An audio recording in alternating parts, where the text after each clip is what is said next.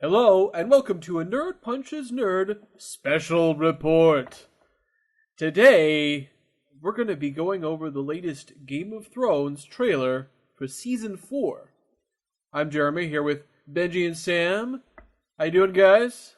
Doing good. What's up? So, the trailer just came out for Season 4, so I think we thought, let's just sit around the old internet. Nice, cozy, warm internet. And just talk about what happened in said trailer. See if we can figure out what was happening. You know, do some predictions, our hopes, our dreams, our worries, our fears for this new season, which is coming up in only 2 months. So, of course, just as a warning, there will be spoilers for all of at least A Storm of Swords. And if it goes farther than that, let's be honest. We're gonna spoil the whole damn thing, like as much as we know. There's no way we're gonna hold it back. At least I can speak for myself. That's probably true. Yeah. At least. Yeah. Just complete spoiler alert for everything Game of Thrones, Song of Ice and Fire related. I don't like discussing theories about things that haven't happened yet in the book, but still, you know, let's just put it at that. All right. So. All right. Let's talk about what we see in the trailer. One of the things that's sort of an interesting divergence, even from the beginning, is that Jaime is already there. Because in the books, he isn't there yet. Where was he? He was on the road. So how do you think things might be different now that he actually has a chance to sit and talk to his son, which we're seeing here? They're probably going to push that relationship a bit. They're probably going to, because they didn't really in the books. In the books, it was something that was on Jaime's mind, but it was pretty clear that Jaime didn't really feel anything. And in the show, yeah, they sort of show that, but they may have a little more.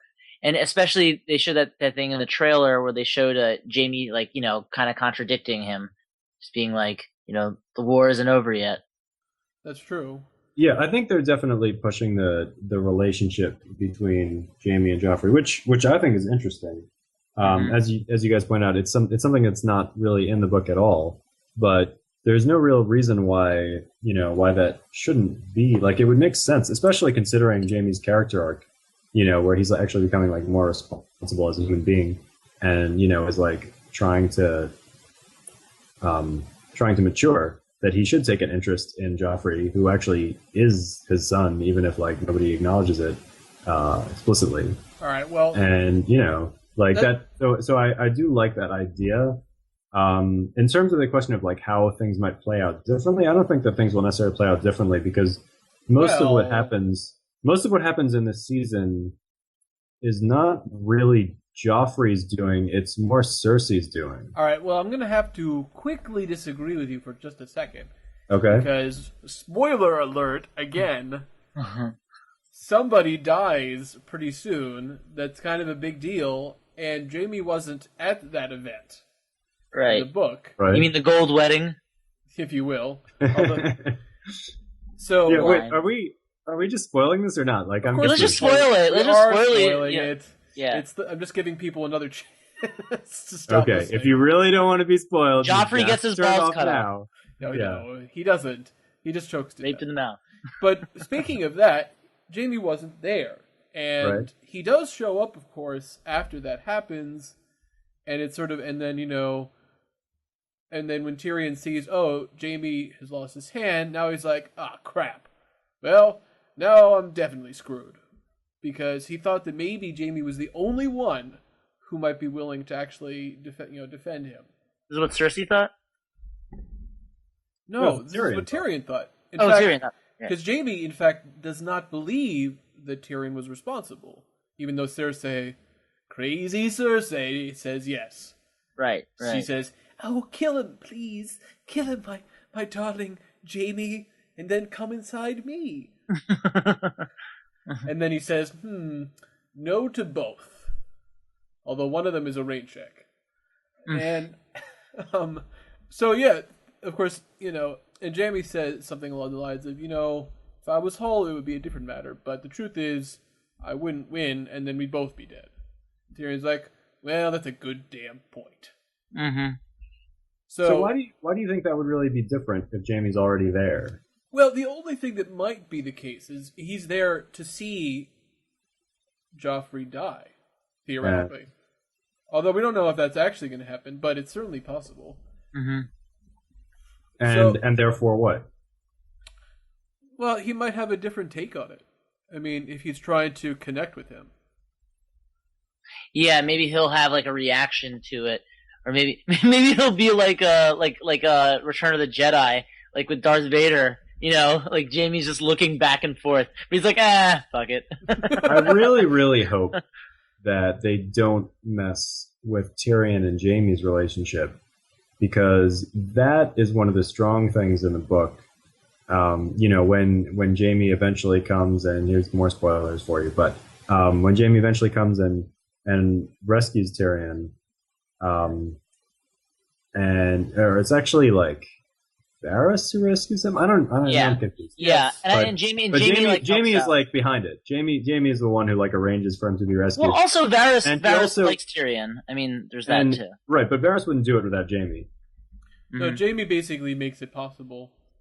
And then we find out that like Jaime tells Tyrion the whole story about how the thing with the whore, you know, Tysha. It was all with Tysha. Like it turns out that she wasn't actually a whore, and it wasn't all just like fake, and like it was real, and they all pretended it was fake. And like that's an opportunity for what happens is that Tyrion it poisons their relationship, where Tyrion basically says like you're dead to me or something. I don't know. He doesn't actually say that, but the point is, if Jaime sort of like has a falling out with Tyrion earlier, then that takes away from the poignancy of that moment. Mm-hmm.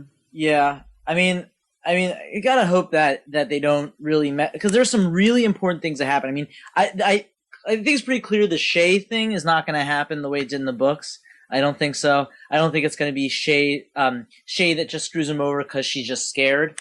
I feel like if she screws him over, it's going to be because she's like a lover scorned or whatever. I think that's really more the road they're going down. Yeah, that seems to be the case. Yeah. Yeah. You know, which I don't necessarily like, because I feel like they've made Shay less interesting as a character. She's. I mean, I look at her as one of the weaker links in the show. Anyway, she bothers me kind of. Well, she wasn't that interesting in the books. What was interesting in the book was that you never knew if the whole thing was an act. Right. You never knew if like she was just a whore, she was just pretending, she, you know, like, oh, it's so good for me, baby, you know, kind of thing. Like she might have been faking the whole time, and Tyrion has his doubts, right? And he chooses to ignore his doubts consciously. Well, it's also because it's just happier that way. But then in the end, when she betrays him, then he doesn't know if like, well, you know, did she actually like turn on me, or was she just never on my side in the first place? I don't know, right? In the show, they've sort of made her motivations much more explicit. Like it seems very clear. Like she likes him, she wants him to just run away with her. She doesn't want to deal with all like the politics that he's dealing with. Well, there's got to be a fallout from Varys attempting to bribe her out, and her thinking, "Oh, Tyrion just wants to get rid of me." Mm-hmm. You know, I think we can all agree that Varys was not trying to trick her, that he really did want her to get out because she's like, no, don't stay. You're just going to screw up Tyrion. Mm-hmm. And then she's like, nice try, Tyrion. Whatevers. And then, you know, just runs off in a huff. I mean, we're all on the same page on that, right?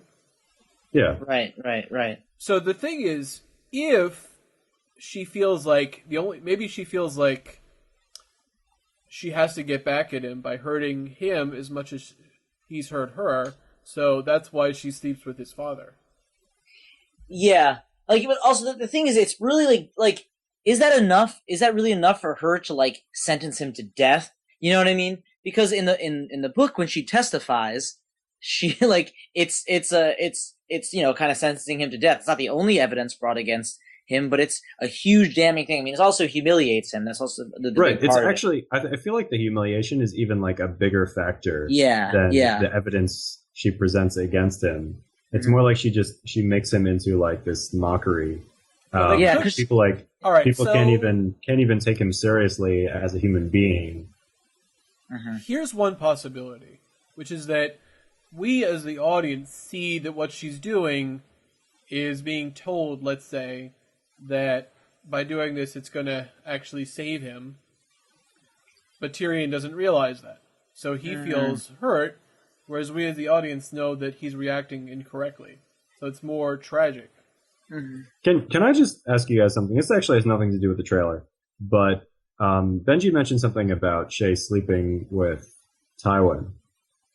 Now, in discussion with some other readers of the book, I've come across the idea that a lot of people don't like the idea that Tywin was actually sleeping with Shae because they think it's out of character for him. That's nonsense. Right, so I don't agree. I think that it absolutely is in character and it actually makes him a more interesting character. These are people who read the books? Yeah, people who read the books, but they felt like, oh, there's no way that Tywin would sleep with Shae because we know that he was like so loyal to the memory of his dead wife and etc. Well, I think there's a change. Like it definitely is. I think it's definitely true that it's not something that you see a side of Tywin you see a lot, and that was part of the whole thing.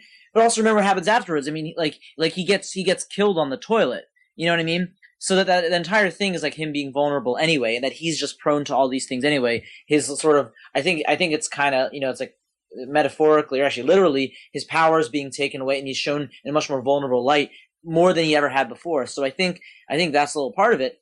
But I don't think it's so crazy because you just think about, well, she's just a whore, Yeah, but it's not just that. It's more what you're saying about the vulnerability. Like Tywin is a human being also. Right. He's not a machine. And he's getting older. He has weaknesses. He has frailties. Like the idea that he might actually want to have like, a woman in his bed is like, like whatever. Like people, even if that's like not the right thing for him to do from like a moral perspective, like from the perspective of honoring his wife. And we know that he's like a very disciplined person. And he does things very much the way that they're like supposed to be done. But as you get older, you sort of weaken and you compromise and you give in to, certain indulgences that you might not give into when you were younger and more severe of a person. Like he gets older and he's still a severe person, but like I see it as like a sort of like softening a little bit of his iron resolve. Which to me makes him, as you said, more vulnerable and more human. Like he has weaknesses too. Yeah. And I mean, it is an interesting thing though about him sleeping with Tyrion's, with Tyrion's whore. Obviously there's like significance to that, but why would he pick her in particular? That is kind of an interesting thing. Why would he pick Shae? Why? Why? Part of it is she the only one available? Part of it also is, it's sort of striking thematically because we know not only that Tywin is so strictly, he's so in love with the memory of his wife, but also because he so hates the idea of a whore just coming in and like taking her place, in the bed of a powerful lord, because that's exactly what happened with his father, and that was basically how he made his reputation on his treatment of this woman who basically like made herself the lady, of his father's household. Right. And now here he is, in his old age, basically doing the same thing that his father did. Yeah, I'd forgotten about that whole thing about his father's thing with the whore and all that. Yeah. So here's the thing. I want to give you a couple of ideas. Now, in the book, Shae says to Tyrion, Cersei made me say that stuff, but he just he can't take it and kills her. Yeah. Okay? Now, the truth is, we don't really know. Just like in general you were saying with Shae, it's always been a kind of a mystery. Was she forced into it or not? Mm-hmm. And the truth is, she could have been. Yeah. So, let's think about this from what I was just saying before. It could be that something along those lines happens, and that maybe. So this would make things even more tragic if she thought, I have her plan is I'll seduce her, Tywin, and that way I'll be able to get to rescue Tyrion. I don't think that was her plan. Yeah, no, I don't think so. I don't think. I'm saying if that's how they do it in the show. I don't think there's. I really hope they don't. That would be like so tawdry. Yeah. Like, yeah. That's like it's like such a like a B movie sort of plot. But this the sexy woman no. seduces the powerful general in order to like free the prisoner, like bullshit. Yeah, but like, then I mean, kills that's her. not That the story that that's Game what of that's Thrones what is. that's what That's Osha not what Game or, of Thrones what's is her- about. Game of Thrones is about a woman who is like too scared to say no when a powerful man tells her that he wants her in his bed. Like Game of Thrones is like, it's not about like sexy women seducing people. It's about, like male privilege asserting itself. Okay, so there's also the whole. I mean, there are also powerful female characters, but yeah. No, I mean, I'm but, not saying they're they're not being. characters, They're but not I'm being. saying They're like, not being. like okay, hold about on. Those kind of like darker realities. All right. Yes, but all right. So then turn it around again from what I just said. Instead of it her being her plan per se, it could just be something that happens that he just forces himself, onto her, and that's part of it also. Uh-huh. Do you understand what I'm saying? You're saying like Tywin and Shay are with each other, and then he forces himself on her. Because I see only two options here. But the truth is, the way they've been building up Shay, I feel like it would be better suited for the way the show's narrative is to have it not be ambiguous. In the book, it is ambiguous. Certainly, Tyrion believes Shay betrayed him, but the truth is, it's possible that she didn't. Well, because we don't know a lot about her. Right. Now, but it's actually, yes, sir. I think in the show, it would make more sense if she was sort of threatened into it. It's like, you have to do this. It's your only chance. Yeah. When you say do this, you mean you're talking about testifying, not sleeping Yes. with Tywin. Well, Okay. but then I just want to be clear. But the you have to do this with Tywin is just that he forces her. Well, see, I don't necessarily think that it would be good for the show to depict or to present the scenario where Tywin is forcing himself physically on Shay. I think it's more just maybe like he gets drunk. No, but there might be a scene like he gets drunk. What I envision it as is the idea that like there's a huge power differential between these two people. Tywin is one of the most powerful people in this entire world, and Shay is one of the least powerful people. And you don't have to force yourself physically on someone when you already have so much social power over them. And that's something that I think would be interesting to explore. The idea that like Shay might be forced into sleeping with Tywin, not due to any physical force, but just due to like the idea of this like social pressure where she knows that really she doesn't have a choice, even if she like lies to herself and says that she does. Right? That's interesting to me. More interesting than like just physical violence, which is just sort of like it's like very sort of ordinary and like vulgar. All right, well, let's get back to the trailer.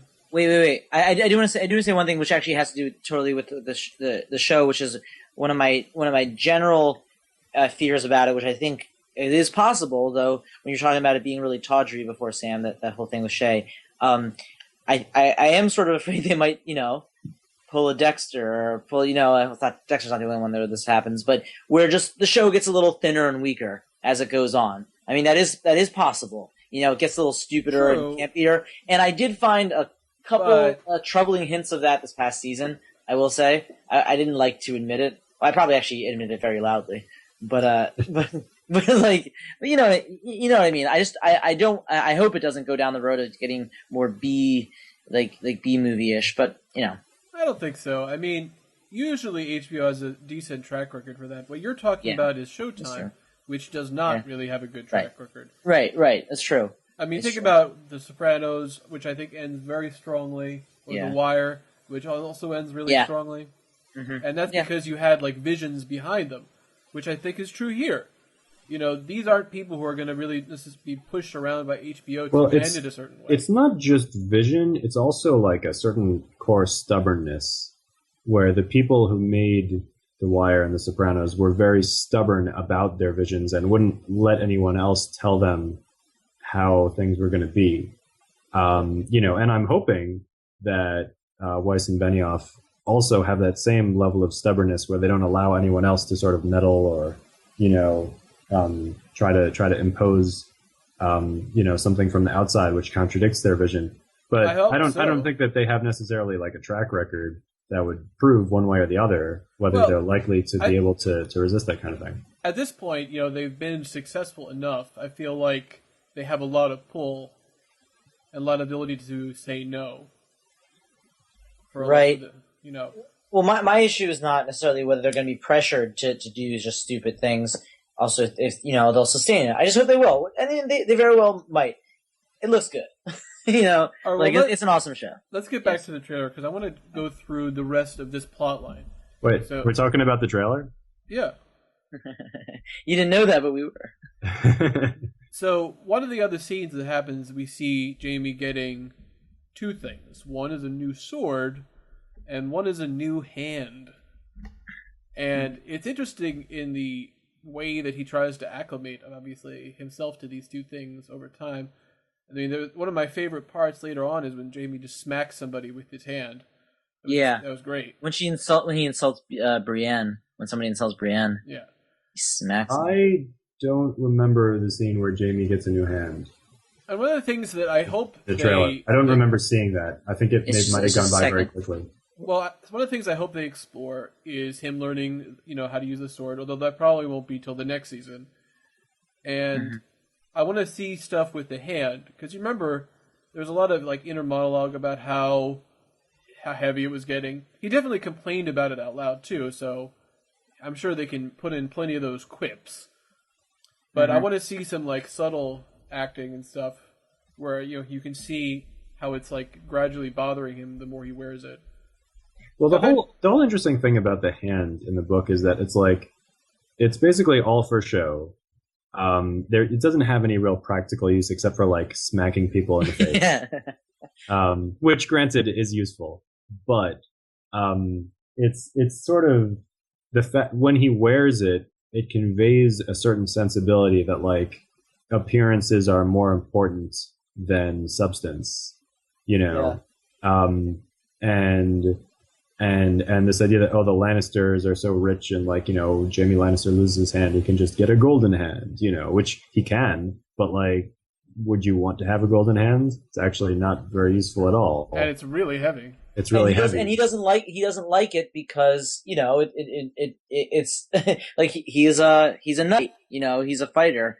That's also the thing with Jamie anyway, that he feels he's kind of uncomfortable, or at least is ambivalent towards the role of being, a lord in public and all that stuff. Well, there was one scene in the trailer that I saw and got excited about that probably very few people actually cared about. Okay.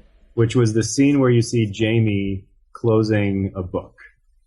And granted, that's not the most exciting thing in the world. That was kind of a buzzkill end of his arc in one of the books. I was like, oh really? If I'm interpreting that right, I think that book is the Chronicles of the Lord's Commander of the Kingsguard. Yeah, it is. Yeah.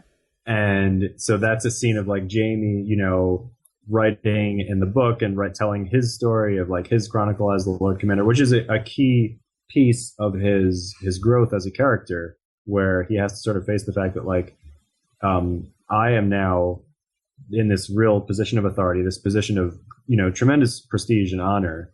And there's all these great men who have done it before me. And, what have I really done in life? That's that's what Jamie is asking himself. What have I accomplished, at least in the book? Because he writes his little entry and there's barely anything in it. And, and it really sort of makes him question himself.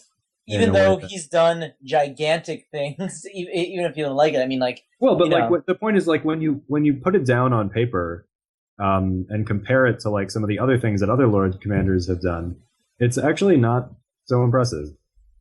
No, because he didn't really protect his king. He doesn't really participate in the great wars of the age. He kind of missed out on them, and whatever. He won some tournaments and stuff, but who cares? Right. You know, like it's right. And then he lost one of the first time, you know, when he goes to charge against Robb Stark. Right. Right, exactly. He lost like one of the only key battles that he even participated in. And so like it's sort of like an eye opener for him. So that was something that I saw in the trailer, and the fact that they put it in the trailer shows that they think that's important, and that is exciting for me because I think it's important, and I'm glad that the show's creators also feel like that piece of Jaime's character development is something that's like notable enough that they want to have it in the trailer. Mm-hmm. All right, well, let's continue then with our little talk about it. So, obviously, they showed a little hint of our friend Joffrey and his wonderful wedding, which just looks beautiful. Uneventful wedding. Well, I mean, the wedding was mostly uneventful. Yeah, it's actually nicknamed the Quiet Wedding. Yeah, it's so because quiet. nothing much happens in it. Nothing happens. Nothing happens. Just a few boars. Yeah. That's basically it. A couple king's deaths. You know, nothing special. Wasn't oh yeah, wasn't there that whole thing with like I don't know if they'll have that, but like where the two midgets or little people. I'm sorry for all our little people listeners. Say dwarf. Dwarf. Right. Dwarves. Is that the preferred term? Yeah, well, it is. It's the technical term. Well, it's much cooler to be a dwarf than anything else, right? Because then you have an excuse to be a dwarf. That's awesome. Anyway, saying midget is a pejorative. Right. Wait, right. And the term "little people" just sounds like it's what some diminutive. It's what some little people like to be called. But I mean, if that's what they like to be called, I understand. But I would feel very uncomfortable calling somebody that. A little person. Yeah. Yeah. Why don't you just call them Frank? Come on, Sam. Anyway. Call them all Frank. That's right. So, or are you just against Westerosi little people? Is that your thing, Sam? You're just against those? Come on. Speaking of Racist Westerosi people, what about our new guy, Oberyn Martell? Wait, we haven't actually talked about we haven't talked about the little people at the wedding. Weren't they at Joffrey's wedding? The ones who got killed, right? And it's kind of important. I really hope that gets included. I can see why they wouldn't. It's a valuable scene. Because what happens later? Remember, Tyrion runs into her. Yeah. So who knows how they're gonna do Dance of Dragons though? Like, well, it's a good who question. knows how that's gonna pan out? Yeah. But let's talk then about Oberyn Martell. One of the best characters in the entire series. So it's interesting. We see a little bit of him talking with people who aren't Tyrion. So you have to assume that they're gonna do a little bit of him talking about things so that we learn a little bit more about him. Because one of the things that happened already at this point in the book is that he already was there. He was already in, the castle before Robb dies. Is that true? It is true. Yeah, no, we talked about this at a previous Game of Thrones podcast. Like, they were already there. The Martells had already arrived a little earlier. Yeah. So it's not really a big deal, I think, just to push that forward a little bit. I don't think there's a big difference. Yeah. But I think it's very interesting, this idea about him defending. One of the things that we see, obviously we see a little bit of the fight between them, which, it looks to be choreographed well. I mean, we talked to, how that's kind of a critically important scene. Yeah, I imagine... I'm trying to think of like where in the book that takes place. It won't be in the next to last episode because I feel like there's too much stuff that happens after that, right? Well, we see stuff additionally with Tyrion being, marched around, but the truth is it's hard to say because I could see that being the end of the 9th episode, Oberyn dying. Spoilers again. And that the final episode, Tyrion kills Tywin. Yeah. I mean, I think it's pretty clear that the 9th episode is going to be Oberyn versus Gregor. So you think it will be the 9th episode? I think so. What else is going to be in the 9th episode? I was trying to think if there's anything that happens after that. I guess that is pretty close to the end. Yeah, the only thing that happens after it, which is big, and they do have big things happen in the 10th episode, just not as climactic, is they're going to have Tywin getting killed. I think. Well, in Westeros, you're forgetting first of all, there's like the whole Dany storyline, and there's a whole Jon storyline. Oh, in which big things are happening, in other parts of the world. Yeah, so I at mean, the same time. maybe like that would be a crazy, crazy, crazy ninth episode if they had the battle at the wall. All right. And, Well, let me tell you what happens after Tyrion, because I'm just gonna quickly look at the chapters. All right. So one of the things that happens after is Sam and Jon, and then Jon becoming the new commander. So the battle with the wildlings happens before that. That's yeah, right. because they're like, you should become. Yeah, exactly. After So that, that would be like around the 7th episode or 8th. After that, our old friend Lysa, this trips. She trips. You saw it. You all saw it. That's right. She trips, and then someone's. Oh, that's right. There's all that stuff. And then, our old buddy, Merritt Frey, gets killed by someone who's dead. So that would be quite a place to end the season 2. Wait, so you're saying that's what happens after Tywin dies? Yeah. Yeah. Carcetti. Oh, I thought you were saying Lysa after the just what happens after Oberyn dies. But the truth is, if they do the wedding early enough, you could have stuff with Sansa already gone.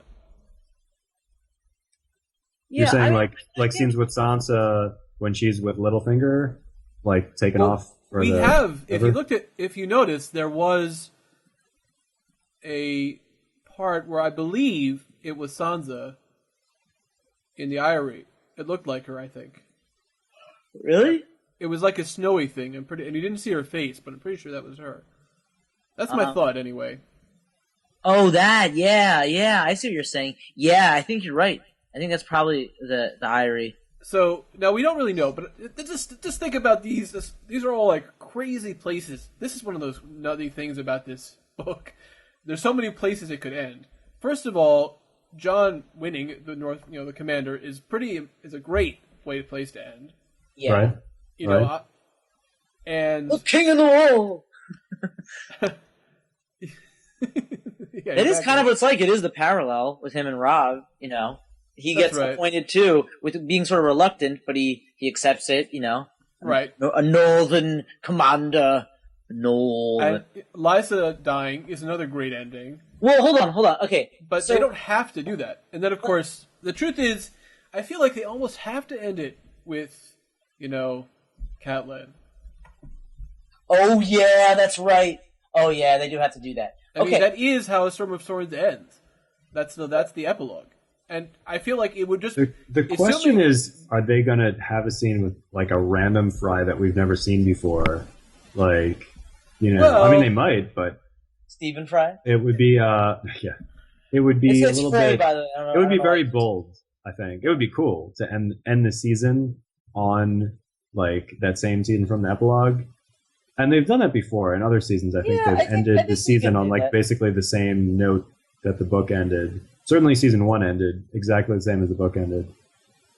I'm trying to think of the other seasons if they ended exactly the same way. I don't really remember, but I want to say that season 2 ended with the very last scene had something to do with the Night's Watch, right? It had to do with Sam seeing, seeing the others. And I don't remember seeing the White Walkers. Right? I don't remember if the second book ended in exactly the same way. No, but it didn't really. It didn't really. But he did. He was running away from the White Walkers, like in Storm of Swords. We didn't get Sam's. That wasn't the last scene. Yeah, we didn't get Sam's POV until Storm of Swords. That's right. Yeah. So I don't know. And remember, like all the kings have to die. I mean, that's part of it. Yeah, Joffrey. Then probably they're gonna wrap in Balin dying with all the Greyjoy stuff. They're gonna throw in the new story arc. They have to do that because the only way that they get saved is by Stannis. Right. And therefore, that has to happen. So there's all sorts of things. I feel like the wedding is probably going to happen in the middle of the season. Yeah, definitely. I think it'll happen like probably no earlier than episode 3, and probably no later than 6. Yeah, I mean, 6 would be pushing it because there's a lot of fallout from that. But I feel like 5 is a good one for that. But we don't have the episode list. Yeah. Well, I think that would make sense. Yeah. So it's there is a bunch of things that happen. Here's my theory about the 9th episode. I think the ninth episode, and this would be awesome. I think the ninth episode is going to have the fight with Oberyn and the Mountain, definitely, and then also the battle at the Wall. I think that's kind of the big thing. Perhaps they'll have Lysa getting killed by Carcetti, but I think that I don't think so. I think that's such a great season ender. Yeah, no, you're right. No, but then because he explains about I'm sorry, Littlefinger explains about him killing Jon Arryn. And that's like a big thing. I hope they don't skimp on the Jon Arryn thing because they haven't really mentioned Jon Arryn since the first season. She's the one who explains about Jon Arryn. I know, but I'm saying I hope that they still have it because you know what I mean? Because they haven't really spoken about Jon Arryn since the first season. So I don't know if people are thinking about Jon Arryn. He's definitely more present in the book, the fact that he was killed and something that people sort of look into more. It wasn't since Ned, talked about it. Now, it was still more of a big thing in the first book, talking about it, but still, I don't know if that's going to be in people's consciousness. But, those are probably like the big, at least the ninth episode is probably going to have, the fight with Oberyn Martell and the Mountain and the battle. And that can fill up a lot of time. Because remember, there was the Battle of the Blackwater for the ninth episode for the second season. And that took up pretty much the whole episode. And you got different perspectives. And however, I'm wondering if they'll end the battle at the Wall. Kind of remember how they ended the Battle of the Blackwater with the Lannisters and the Tyrells coming in and just fucking everything up.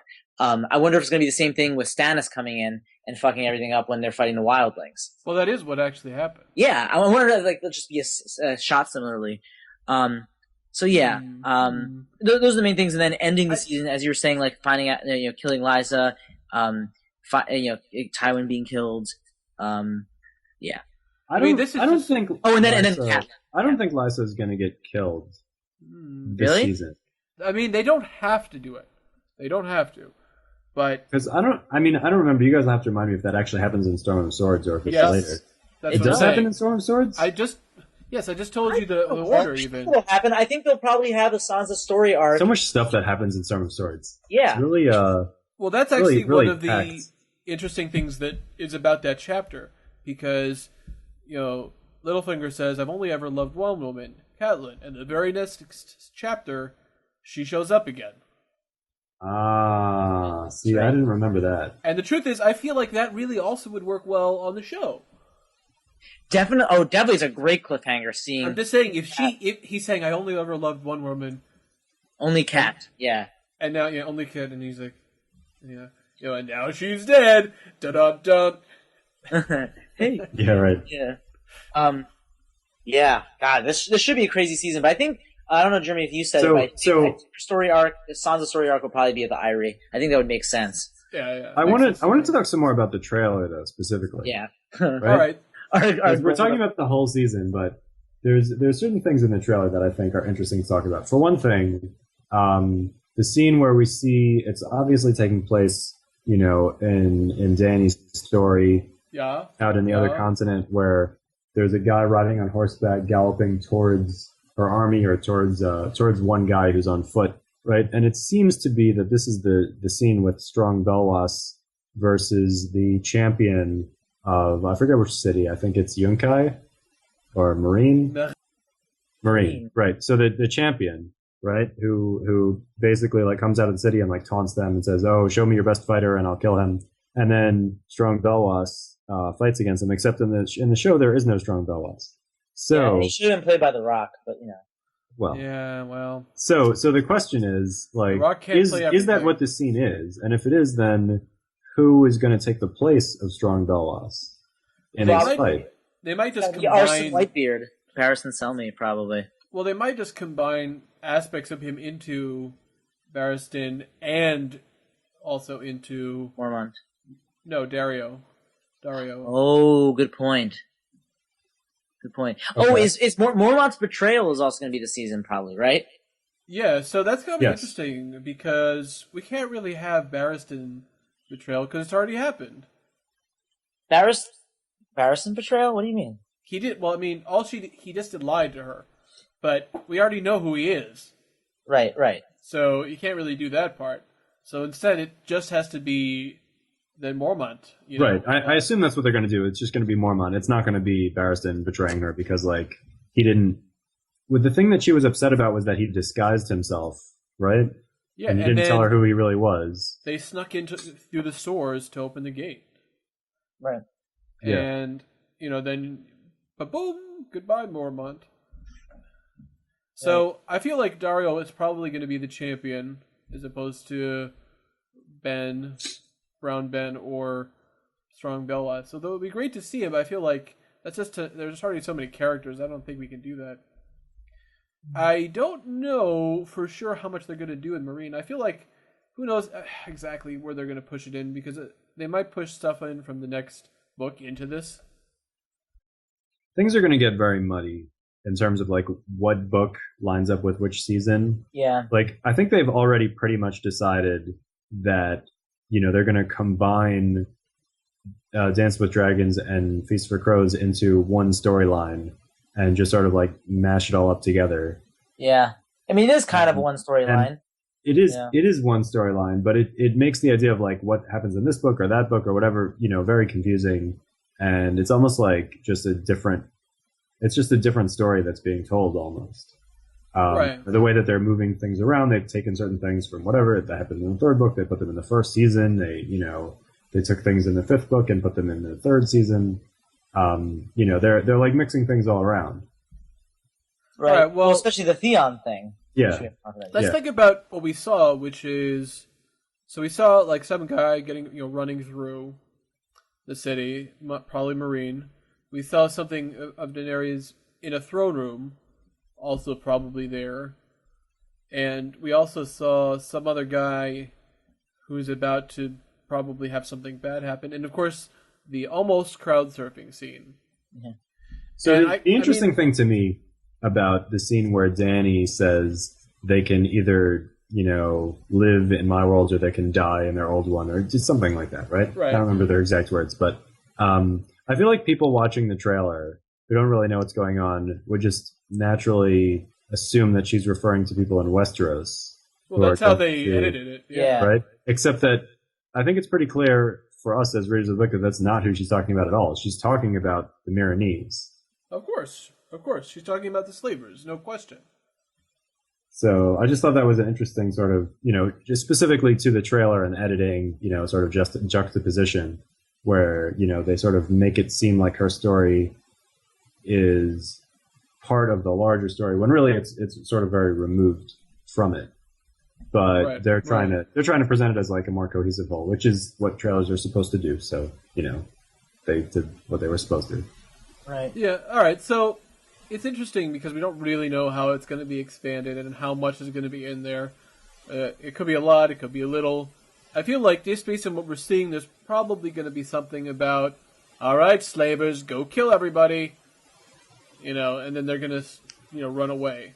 I assume there's going to be a slave versus slaver thing, but I can't really predict past that. Now, moving on, there was a big thing, a scene where we saw a bunch of people standing around a giant bonfire. Uh-huh. So, the question then is, what's that? Yeah, I mean, well, this article says that it's, maybe Melisandre burning traitors or something like that, or sacrificing people to R'hllor. Could be. Right. I mean, it's not really clear, of course, from the picture, but it might be. Well, it does look like Melisandre. You can see there's somebody dressed in red. Yeah, it's pretty clearly Melisandre. It might be the fake you-know-who. I don't know what you're talking about. Fake Mance who? Rayder. Mance Rayder. In red? No, being burned alive. What, Yeah, but that's way later. That's way later, yeah. Yeah, so that's why I'm not really sure. That's who the thing with it Janos is. Slynt, which is going to be yeah. awesome. Hopefully they'll do that. I love You will that scene. you will rue the day. Yeah, that is one of the top moments in Dance of Dragons. So yeah. obviously we need to have sort of like, oh, Jon finds Ygritte and she's dead, obviously. And, there's got to be some stuff with Arya as I'm well. trying to remember. Ygritte dies in a raid which happens prior to the main battle, right? Who does? Yes, Yeah, that's yeah. right. So there is that, and we already said that we think it's probably going to have the big battle as well, maybe a giant or two. Well, there's definitely going to be giants. I mean, they showed scenes of the tunnels under the wall. Yeah, they showed a giant, so we have to assume something's going to happen with that. Yeah. And something that we didn't really talk about is, what about Arya? We saw the barest minimum of her, but What is she doing now? I mean, does she? what happens after they escape the Red Wedding is they just start running around like, ugh, I don't know what to do. There's some kind of dream she has of Nymeria, and then She gets to the ship, right? yeah, they find a bunch of friends. Well, hold on. Before that, there's the friends of Gregor that they find, and Arya Really? helps Sandor, but Sandor gets seriously injured, and she leaves him to die. Finds a ship from Bravos, shows the coin, and Which is then they also an awesome scene. and they take her to Bravos. That's all that happens. Yeah, do you think after she'll get to that. Bravos? I'm not sure if she will. I don't know. Do anything. Because remember, last season also Tyrion didn't do a lot last season. I guess he did some things, but I think they That's could easily stretch it out so that that's how hers ends, by her leaving to go to Bravos. I think that would make sense. And I'm trying to remember what happens with Bran. I mean, they basically just follow Cold Hands. I mean, we've already passed that. Yeah, Bran doesn't really do anything else for the rest of the Storm of Swords. Yeah, but we saw something where he's talking to a tree. So, yeah, so they'll probably I mean, they're going to do a little more. that stuff, unless they're going to add something to the story, like that would be stuff that hasn't even happened until the 5th book, which is like getting pretty far ahead. But I guess if they don't want to like completely lose track of Bran, then it makes sense to sort of keep his story going. Yeah. What were you saying, Benj? I was about to say, he meets up with Sam, but that already happened. So Yeah. So maybe they'll start the whole thing. Maybe they'll start the whole thing where they're getting, eventually, like towards the end of the season, they're getting chased by when they get saved by Cold Hands. Maybe they'll do that. I mean, because remember, he's not in Feast for Crows. all right. Well, let's just finish things off a little bit. I want to talk a little bit about the divergences we're seeing, and there's two I noticed, at least. Yara. One of Yara. It's such a.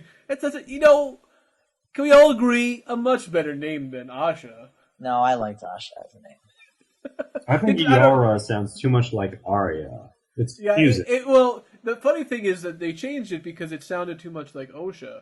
Will really people not be able to tell the difference? Maybe they wouldn't. I don't know. It's so silly, especially because, like you say, Yara sounds just like Arya. It's the same letters. Like you haven't seen it at the first episode where Bran goes, I was just making a joke, but I didn't even realize that it has the same exact letters in it. This reminds me of that Simpsons thing with Yara, where Bran, where he's like, Theon says Yara, and Osha says, "Oh, you're talking to me? No, I was talking to Yara, not Arya." I was talking to my son, who is also named Yara. So, my son. but I don't know if you remember, but there's a part where Theon is thinking to himself about how much Asha's a pain. She's just like Osha, and he's like, "Man, the names even sound alike." Right, exactly. It's like George is like, "Oh, wait a minute." But when you have a book with that many characters in it, you're going to have a couple of names that sound similar. True, but I guess he's like, I probably should say something. I mean, there are even a few characters in the book who have the same name, the same first name, anyway. Right. So obviously, at this point, she wasn't doing anything. So what's going to happen? I mean, I'm not even sure. They might make up stuff for her. I definitely could. Are you talking about Arya? You're talking about Yara. Yara. No, because they're remember, clearly. I think they're pretty clearly preparing an arc for her of trying to save her baby brother. And she didn't even leave until the King's Moot. Right. That's the thing, and I'm not too happy about it because the King's Moot was a pretty awesome scene. True, but that wasn't until Feast for Crows. So I don't even know what's going to happen with that. My prediction is the Yara storyline will be disappointing because I think most of the stuff that the show has done, where they've deviated from the books and had like new storylines, has been disappointing. Yep. Yeah. Yep. I think that's true. Yep. So, speaking of that, well, what about the guy giving the baby? Rast? 'Cause- Yeah, why is Rast? I was thinking, like, why is Rast with the baby? Rast, Craster. Wait a minute. Maybe it's one of Wait, that has some of the same Craster's letters. kids. Yeah. You can't spell Craster without Rast.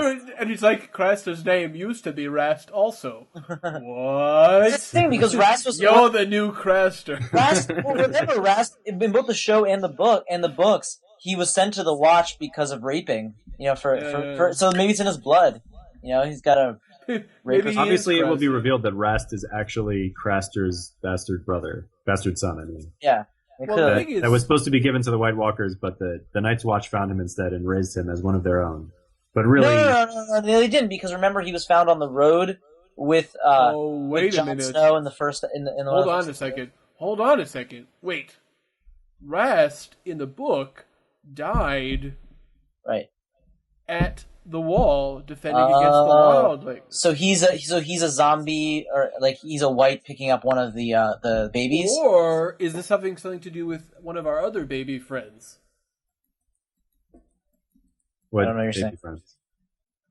You know, our baby friends. Like the Muppets, like what? You... No, there's two other babies. I don't. I Oh, mean, they don't get- you mean Gilly's baby and, Oh. and the Mance Raider's baby? That's right. Yeah, it might have something to do with them. But Now what? I don't know. It does. well, remember, Craster's already dead, right? He is. So people giving babies away to the others is probably like, I assume that went out the window with Craster's death. So we assume. So I don't really know what's going to happen there. I think it's up in the air at this point. Mhm. Now let's talk about what I'm glad about what they're doing. I think that the new guy playing the Mountain seems very good casting. Yeah, they've really I mean, you fucked can up tell. the mountain. That's one thing that definitely in the show they fucked up. The mountain, this like sense that the mountain is this fucking like menacing, like he's just this monster. Yeah, we He, like, talked about that. We talked Yeah. about that back when we were doing podcast or season episode recaps He's about not like like a how nuclear- the monster, the Yeah. mountain rather, is like he just He's a doesn't weapon. he doesn't seem as impressive on the show as he is in the Well, book. they He's not changed- as he doesn't have the same just like intimidating like presence. Not even when he's there, but just when people talk Well, about him. Right. you Well, know. let's think about the. It's fir- almost the like first- he has as much of an impact on the book as Tywin Lannister does, without even actually Yeah. being there. But in He's the like a show, force he of has almost no nature. impact at all. He's a weapon. So He's a weapon of war. I mean, They need to do that in this season if they want to pay that off right. They need to build him up in some way. I think they will. I think they're going to try at least. Yeah. I assume that they're going to have him doing some terrible things at some Yeah. point, because that would make sense. And I think this guy can pull it off. The guy who played him in the first season, Conan Stevens, which is a great name, Yeah. who is an Australian actor, left to be in The Hobbit. And Who did he play? I think he played one of the orcs. Oh, Did he play the white orc guy? Like the main villain orc who yeah. is like Azog not the even Defiler. in the book, or is just in like a footnote somewhere in the appendix of the book. Azog the Defiler. He played Bolg. Oh no, so that's not like the main guy. Who was Bolg? I don't know. That sounds familiar, strangely. Are you sure you didn't play Grant? Grant. No, I mean, I just looked it up. Bolg was somebody.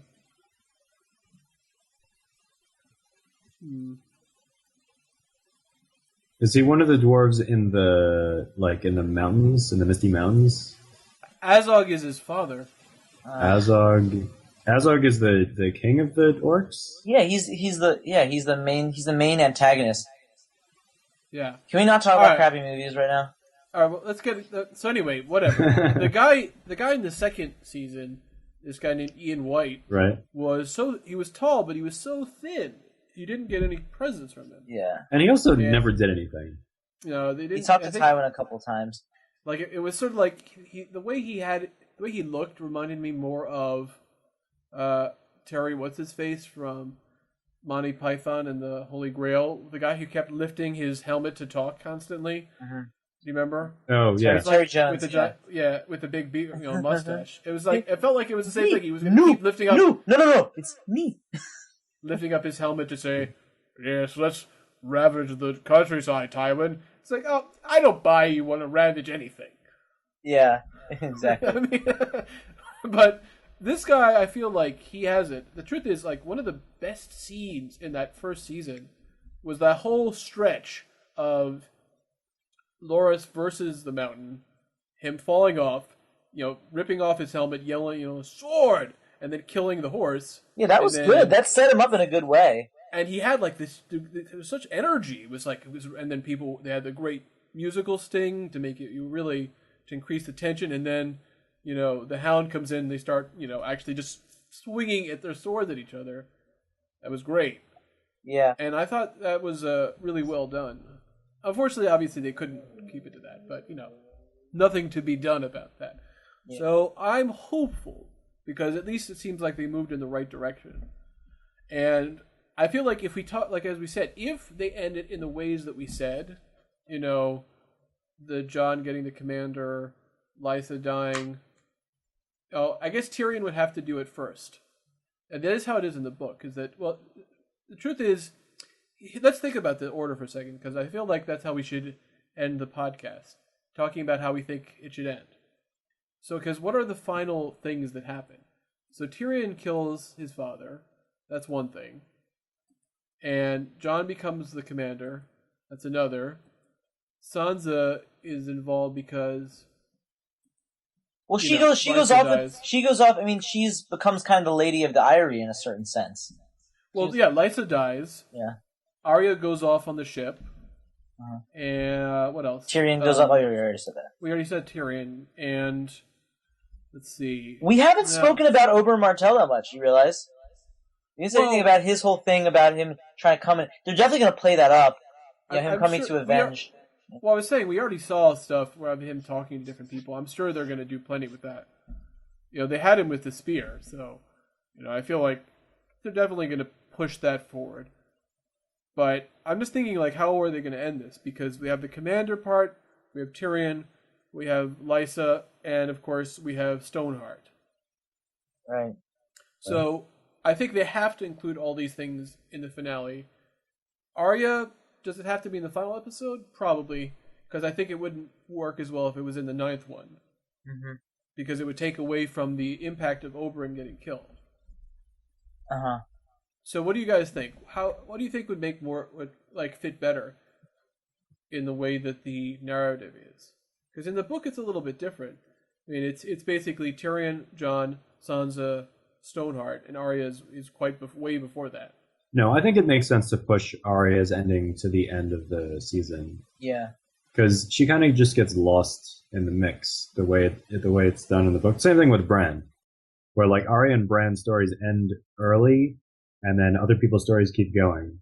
Right. I think the show will hopefully make more of an effort to sort of keep everything along the same sort of pace, so that all the stories are sort of ending around the same time.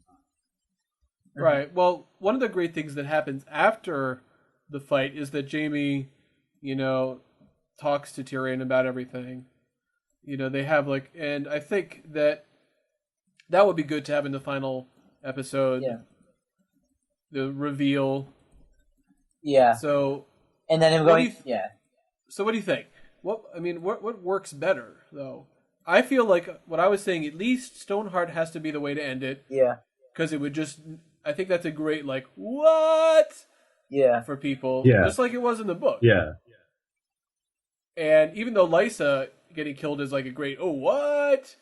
I think that the Stoneheart cutting. No, but Lysa getting killed is not the thing you end a season on. Yeah, because that's just more. You end that particular storyline on that moment, but that's not the final image of the season. The final image of the season has to be something more impressive than that, and that's where Stoneheart. The only thing that I think is a stronger candidate. Yeah, I think the only thing that could contend with Stoneheart, though I think Stoneheart is the strongest, is just Tywin getting killed. I think that's the only other thing. Yeah, but I think that. But the story doesn't end with the moment that Tywin is killed. Right.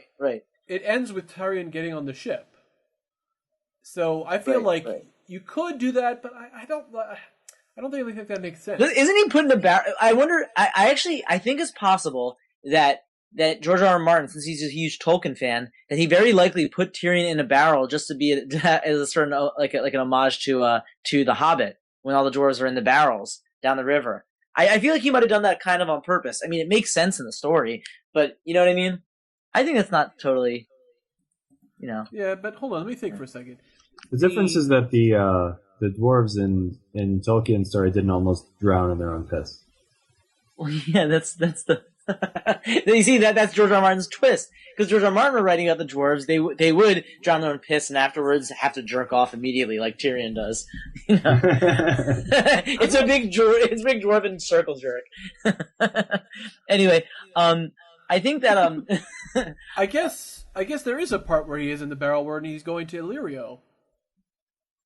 Yeah. But I think that might not be until the next part. Oh, that's right. They shove him in a barrel in Dance with Dragons. That's right. He doesn't. Yeah. He gets on a ship first. He's not in a barrel the whole way. He's not in a barrel when they put him on the ship. That would have been like such a great like da da da ending, like just a little corny ending. Like you killed your father, now in the barrel you go. You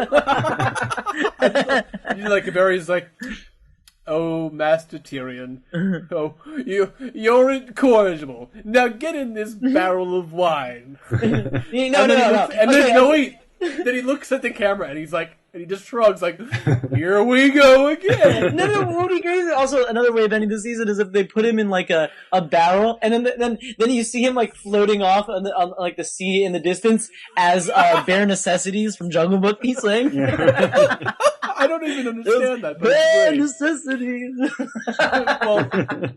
Okay, way better than Stoneheart. All right. Okay. Very good. We've now come up with the perfect ending for this season. Yeah. Well, listen. It could only be better if Aronofsky and Shyamalan contributed as well. Why don't we just sprinkle Michael Bay in there while we're at it? So So that would be the twist. Is that the Shyamalan twist is that it was really Aronofsky all along.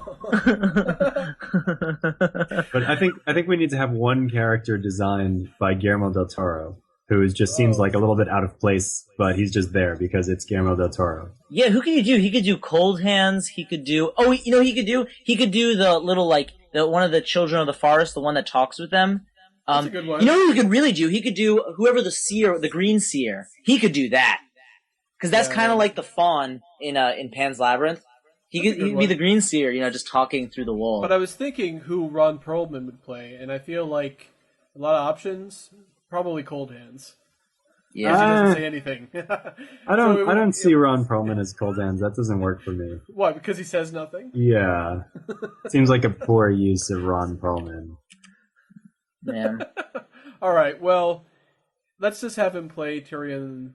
I think he should play Bron's long lost brother, Brune.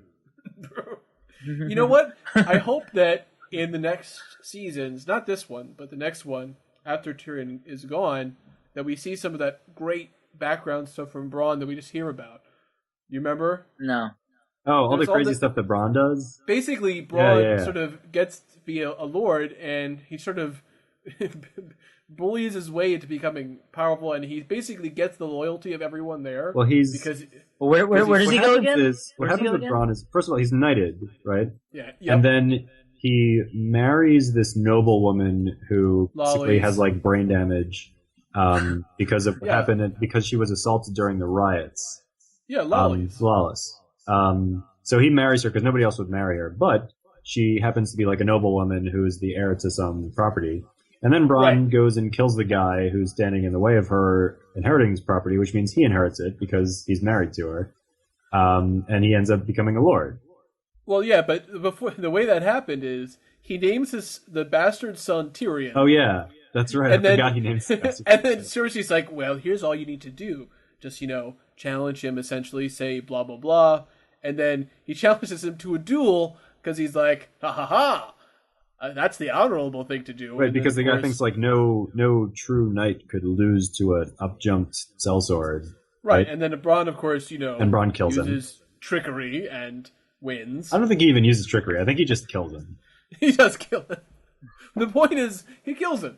And maybe he killed him while his back was turned. Whatever. It doesn't matter. The important thing is he wins. Yeah. And Cersei's like, oh, God damn it. This is why men or shouldn't have been men, but I should have been a man. So that's not until next season, but I hope It's that true. they have If stuff. Cersei had been born with a penis, she would have beaten Bronn in that duel. Exactly. All right. I think we can wrap it up. I think we're all reasonably excited for the new season. I hope it's really great. Yeah.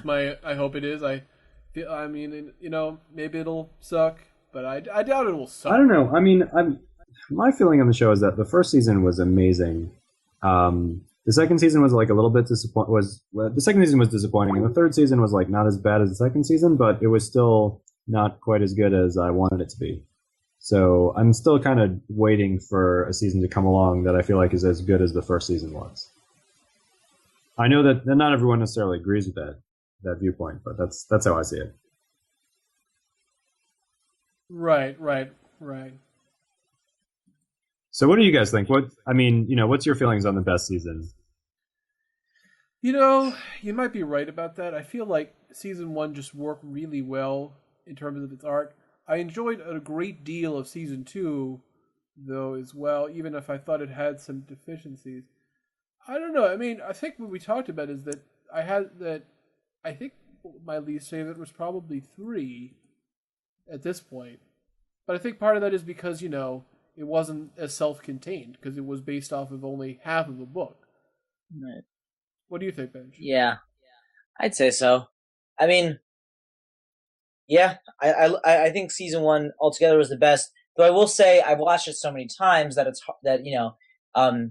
that like when I see the other episodes from the other seasons, it's definitely it's a nice fresh thing. Like I've been rewatching season 2 a little more recently, at least when I'm on the plane, going anywhere. So that's been cool.